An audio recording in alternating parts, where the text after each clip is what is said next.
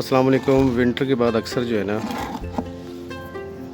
गमलों में काई आ जाती है ऐसे, इसको गोडी करना बहुत ज़रूरी है, वरना जैसे ये मेरे 3 पौधे मर गए ना, ऐसे काफ़ी मकदार में पौधे मर जाते हैं। इससे पहले मैंने पौधे की गोडी की है, अगर उसको ना की होती शायद वो भी ना बचता।